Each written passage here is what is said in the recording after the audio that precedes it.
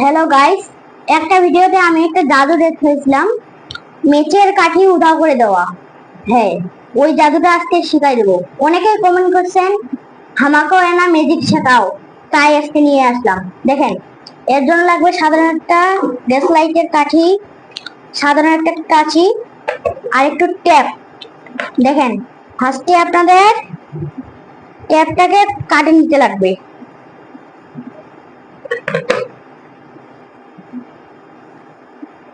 ট্যাপটাকে এরকম করে কাটে নেবেন, নিয়ে দিয়ে এই মেসলাইটের কাঠিটা এই বৃদ্ধা আঙ্গুলের